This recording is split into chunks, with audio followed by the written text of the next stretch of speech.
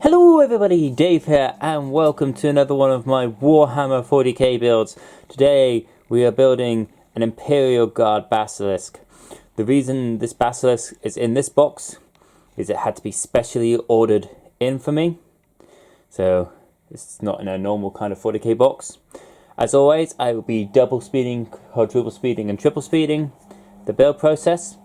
And for this video, I am going to be doing the painting off screen to see if that is any better for you guys. So, without any further ado, let us begin the build of this Basilisk. The Basilisk is the standard self-propelled artillery piece of the Imperial Guard in the 41st millennium. It is also the most common artillery piece used across the galaxy. The Basilisk is produced in vast numbers on all known forge worlds in the Imperium, and almost every Imperial Guard regiment maintains several in their arsenal.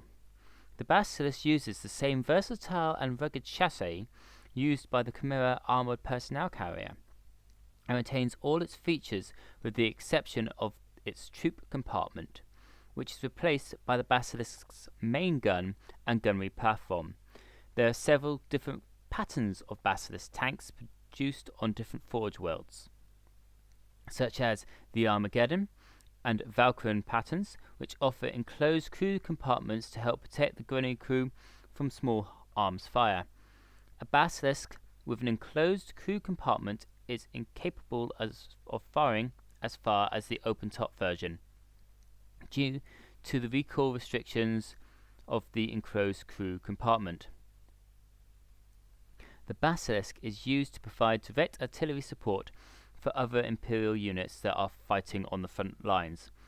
Unlike other Imperial Guard units such as the Griffin and Bombard, the Basilisk is capable of levelling its weapons at the ground and can directly engage enemy units. The most common role for the Basilisk is indirect bombardment of enemy units and fortifications, and is usually held near the rear of the front lines alongside the Medusas and Manticore mobile artillery pieces. When the situation requires it, a Basilisk can be pressured onto the front lines and used as a direct fire tank hunter or an assault howitzer, but due to the vulnerability of the Chimera's chassis to heavy weapons fire and the vulnerability of its crew, the situation will have to be dire indeed for a commander to order his Basilisk into the thick of the fighting. Of all the Imperial Guard ordnance units, the Basilisk is the most numerous. Like many self-propelled artillery pieces, Basilisk can keep pace with infantry advances, ready to unleash its payload at a moment's notice. Such devastating weapons are not intended to perform the same battlefield role as main battle tanks. However, the lack of additive armor and exposed crew carriages making them too vulnerable to lead assaults. Instead, Basilisks are fielded in support role to the frontline regiments. Basilisk can directly reload and fire relatively swiftly. The design of the Earthshaker cannon allows the weapons to be elevated to a steep enough angle for it to fire its shell higher over the battlefield and onto concealed enemy targets. Basilisk can therefore deploy out of harm's way where the enemy is powerless to retaliate. The powerful shells fired by the Earthshaker cannon are capable of smashing apart the enemy lines with ease and are designed to cause catastrophic damage at the impact zone. Targets at the epicenter of such a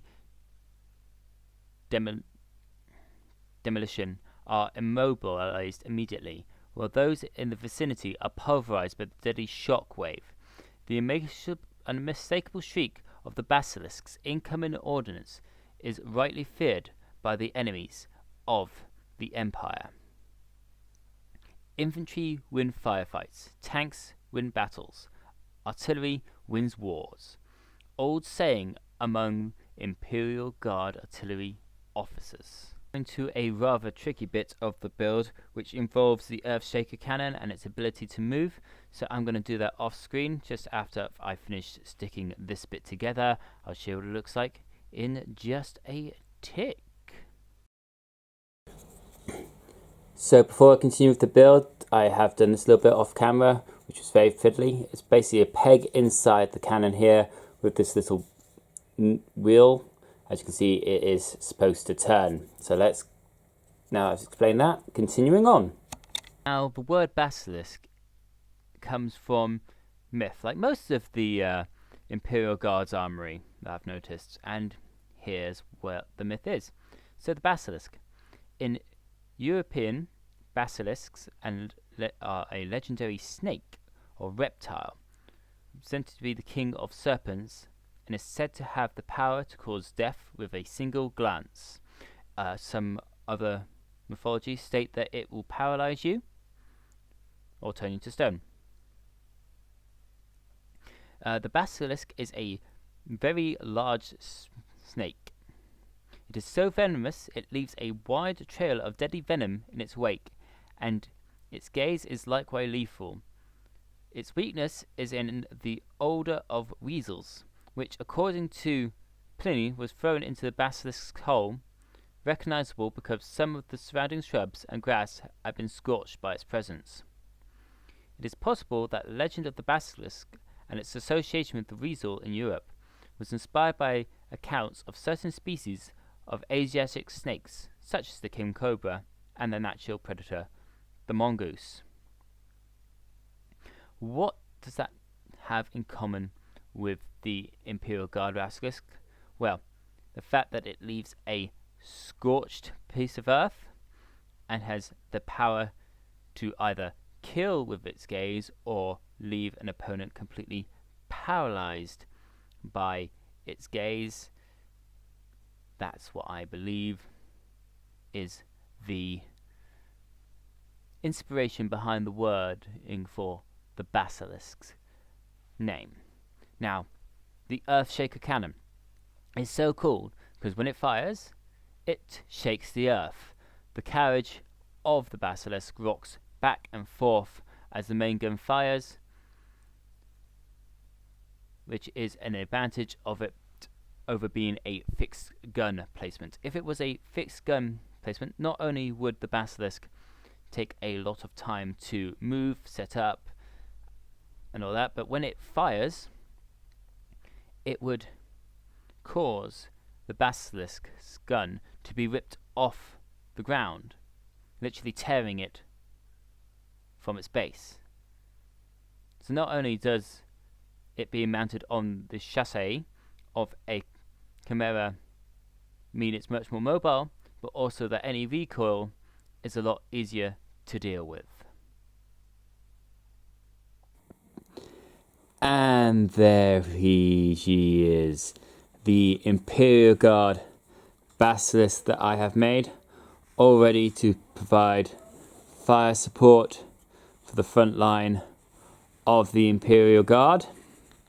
I have made it so that the cannon at the front is still very much adjustable for storage and obviously for action poses. I may do something with the tracks, but that'll be later.